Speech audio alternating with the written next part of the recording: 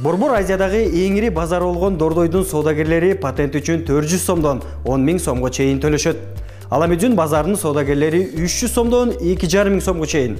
Ал эми миллиондогон долларлар киреше алып келген Мадина базарынын ишкерлери мамлекеттик казынага ай сайын 500 сомдон 8 000 сомго чейин төлөшөт. Ортосой базарында эң төмөнкүсү 300 сом, эң жогоркусу 5500 сом. Ош базарында эң төмөнкү баа 500 сом, эң жогорку 5000 сом. Кара сууда 700 сомдон 6000 сомго чейин чент пунктун жайгашкан жерине жараша алат. Борбордук катарда жайгашкан контейнерлер көбүрөөк төлөйт. Бирок ККМдин киргизиши менен мамлекет жылдык кирешеси 8 миллиондон ашпаган ишкерлерди салыктан бошотту. Алар мамлекеттин казынасына 1 сом да төлөбөйт. Бул чакан бизнес үчүн олуттуу жардам болуп саналат. Жеңилдетилген насыялар да берилет. Максаты чакан жана орто бизнеске жардам берүү. Мыйзам боюнча Кыргызстандын бардык жарандарына кирешесинин 10% өлчөмүндө салык төлөшү керек. Мисал түрүндө көрсөтүп берсек, тазалык мамлекеттик ишканасынын оор шартта иштеген кызматкерлерин алалы. Кыштын ызгардуу, жайдын саратанына карабай таңкы саат 5-тен баштап шаарды шыпырышат. Бул кызматкерлердин эң арзан айлык акысы 22 000 сом, эң жогоркусу 35 000 сомду түзөт. Орто эсеп менен алганда 30 000 сом айлык алышат. Анын 10%-ын мыйзам түрүндө салык төлөшөт. Ал эми болжол менен 3 000 сом.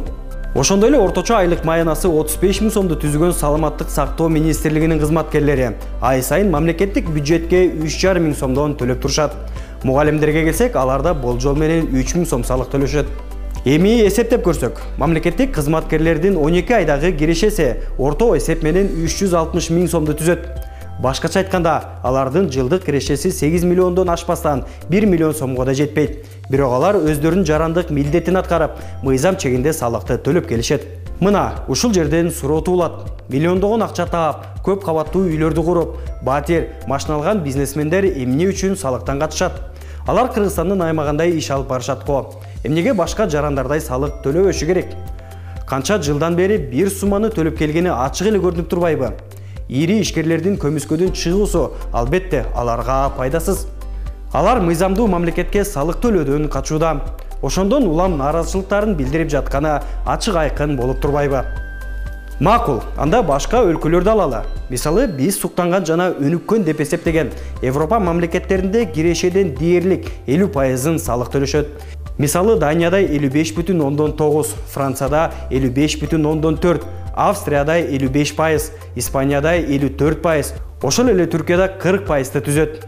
Белгилей кетсек, бул өлкөлөрдө квитанциясыз соода кылуу түшүнүгү жок.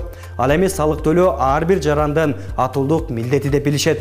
Себеби салыктан түшкөн каражат өлкөнүн өнүгүшүнө алып келет.